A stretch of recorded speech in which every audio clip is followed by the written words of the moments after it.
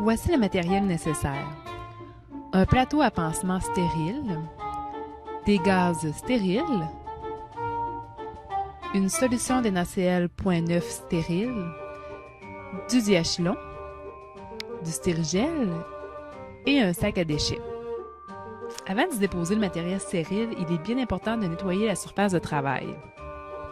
Fixez le sac de déchets à la table du client. Dans quelques instants, nous allons voir la technique comment ouvrir un plateau à pansement stérile. Vous allez voir que, premièrement, l'infirmière doit faire un bon lavage de mains au lavabo et par la suite, elle peut utiliser le stérigel. Alors, voici la technique pour l'ouverture d'un plateau à pansement stérile. Ouvrir le sac de plastique afin de sortir le plateau à pansement stérile. Placez le paquet stérile au centre de la surface de travail et orientez le repli de l'emballage vers soi. Saisir la partie extérieure du rabat supérieur de l'emballage, le soulever et l'attirer vers l'arrière du paquet. Saisir les parties extérieures du rabat de l'emballage et l'ouvrir en le rabattant sur la surface de travail. Saisir l'extérieur du dernier rabat, le ramener vers soi de façon à le mettre à plat sur la surface de travail. Saisir une des deux pinces afin de sortir le matériel du plateau et sortir un instrument à la fois. Vous voyez ici que l'infirmière utilise la surface interne de l'emballage du paquet comme champ stérile. Par contre, il faut retenir que la bordure de 2,5 cm à son pourtour n'est pas considérée comme stérile. Prenez note qu'il y a toujours 3 gaz dans un plateau à pansement stérile. Ici, l'infirmière ajoute 2 gaz supplémentaires pour un total de 5 gaz stériles.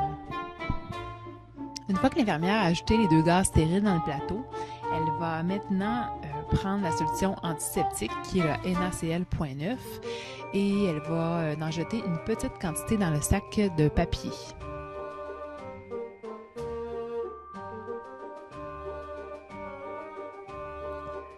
Par la suite, versez directement de la solution stérile sur les gaz.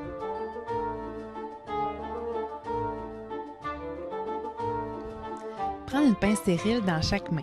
Saisir une compresse imbibée de solution antiseptique et la tordre pour en faire un petit paquet.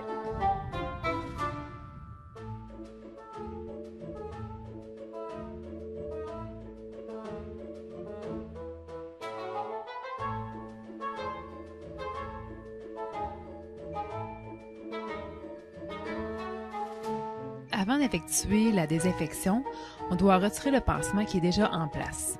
Premièrement, mettre des gants non stériles.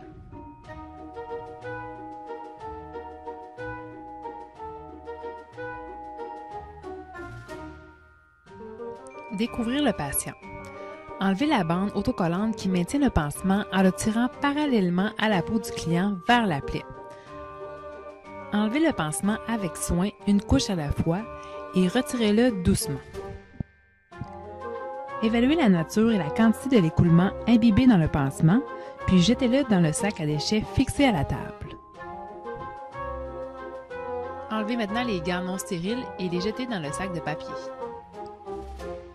Voici maintenant les étapes pour nettoyer une plaie chirurgicale.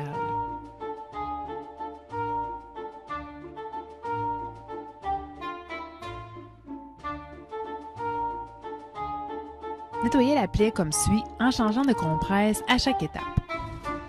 Premièrement, vous devez nettoyer la ligne d'insertion du haut vers le bas et vous jetez la compresse.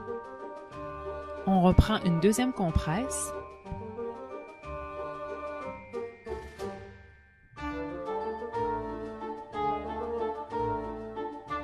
Et on nettoie la partie latérale droite de la plaie du haut vers le bas et on jette également la compresse.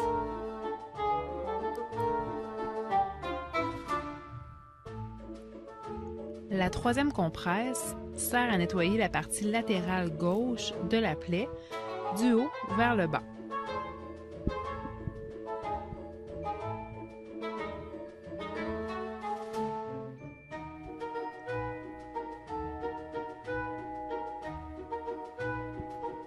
Par la suite, on applique un pansement sec. Toujours avec les pinces stériles, on saisit les 2 compresses stériles sèches et on recouvre la plaie. Appliquez une ou plusieurs compresses au besoin. La compresse stérile protège la plaie des micro-organismes pathogènes.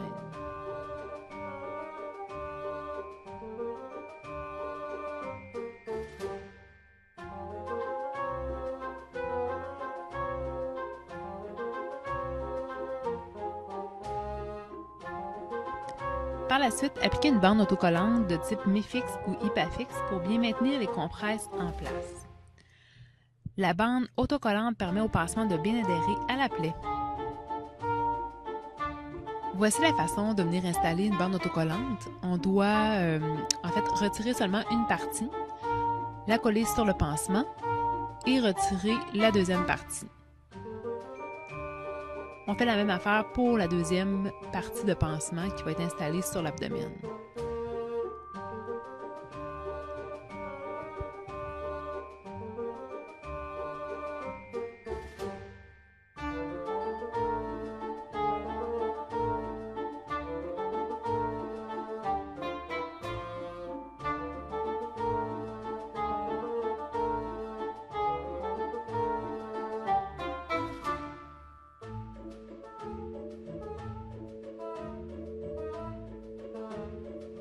Par la suite, l'infirmière réinstalle le patient confortablement et va ramasser son matériel et va disposer des déchets à l'endroit voulu.